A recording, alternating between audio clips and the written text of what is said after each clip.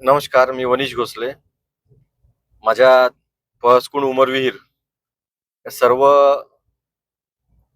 नागरिकांना मी मनापासून स्वागत करतो आणि आज एक छोटासा विषय घेऊन तुमच्यापर्यंत आलो आहे. मी महत्वाचा विषय वाटला म्हणून आलो आहे. तुम्ही मला 2011 पासून सतत निवडून दिलं आणि माझ्यावर खूप प्रेम करून मला तुमची सेवा करण्याची संधी दिली. परंतु काही राजकीय लोकांच्या राजकीय याच्यामध्ये येऊन मला आज मी त्या पदावर नाही आहे. परंतु मी येणाऱ्या 8 दिवसात 10 दिवसात पुन्हा त्या ग्रामपंचायत मध्ये सरपंच पदावर येणार आहे. हे तुम्हाला सर्वांना आश्वासित करतो. तुम्हाला सांगायचं हेच होतं, सगळ्यांना अवगत करायचं होतं पूर्ण ग्रामस्थांना पळसखुंड उमरवीर येथील, की माझ्या कार्यकालामध्ये मी कधीच माझ्यापाशी एखादा व्यक्ती आला आणि तो दुखावून गेला असं कधीच वागलो नाही. आपण सर्वांना घेऊन चाललो. आपण कधीच हुकुमशाही व मालकशाही गाजवली नाही. परंतु आता काही लोक आपल्या स्वार्थासाठी ज्यांनी एकामेकाच्या मायबहीण काढल्या, एकामेकाच्या ढुंगणात फटाके फोडतो म्हणून सांगितलं, हे अख्ख्या पळसखुंडला आणि उमरविरला माहित आहे. एकामेकाच्या मायबहीण काढणं, एकामेकाच्या ढुंगणात फटाके फोडतो म्हणून सांगणं, परंतु यांच्या वैयक्तिक स्वार्थासाठी आज ते नाथानीचं क्रेशर बंद आहे म्हणून काही लोकांना काही स्वार्थ आहे. काहींचे ट्रॅक्टर चालत होते, काहींना आपले घर चालवणं कठीण आहे म्हणून ते आता राजकारण करायला लागले.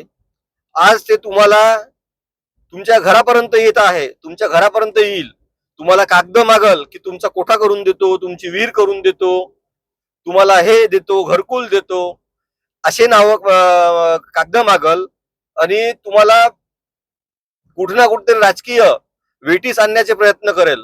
परंतु तुम्हाला हे लक्षात आणून देतो की बऱ्याचशा आपल्या पळसखुंड ग्रामपंचायत मध्ये 250 घरकुलचे आज काम चालू आहे. त्यापैकी MRGS योजनेमधून कुठल्याही घरकुल लाभार्थ्याला वेळोवेळी पैसे भेटत नाहीये. म्हणजे शासनाची सध्या आर्थिक परिस्थितीच नाहीये पैसे देण्याची. त्याच्यानंतर काल परवाच मुंबईला मोठं आंदोलन झालं ठेकेदार लोकांचं की सरकार पैसेच देत नाहीये. जे विकास कामं होत आहे त्याचे सुद्धा पैसे सरकार देऊ शकत नाहीये. तर अशा परिस्थितीमध्ये नवीन कामं मंजूर करणे किंवा नवीन विहिरी देणे, घरकुल देणे किंवा कोठे देणे हा प्रकार होणारच नाहीये.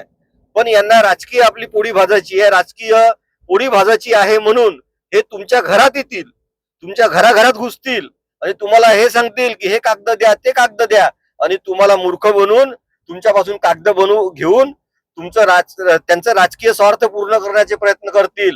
जे तुमच्यापाशी कागद मागण्यासाठी फिरत आहे ना, त्यांनी स्वतः विहिरीचे लाभ घेतले आहे. तुम्हाला माहित आहे कोण घेतले आहेत. त्यांनी स्वतः कोठ्याचे लाभ घेतले आहे.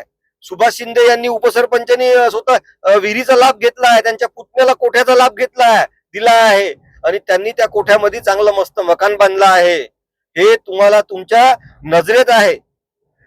अनिल जवादेनी स्वतः विहिरीचा लाभ घेतला, कोठ्याचा लाभ घेतला. या साऱ्या गोष्टीचे लाभ घेताना या लोकांना सामान्य जनता दिसली नव्हती का?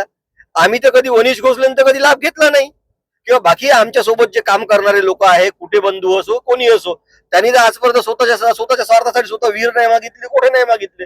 हे जर एवढे श्रीमंत आणि 50-50, 25-25 एकराचे कास्तकार म्हणून स्वतःला म्हणून घेतात, तर यांनी पहिले जनतेचा विचार करायला पाहिजे होता. यांना काय गरज होती की स्वतः पहिले लाभ घेतला? आज तुम्हाला फक्त मूर्खात काढण्याचे प्रयत्न करेल. हे खोट्या ग्रामसभा घेऊन हे करून हे करण्याचे प्रयत्न करेल.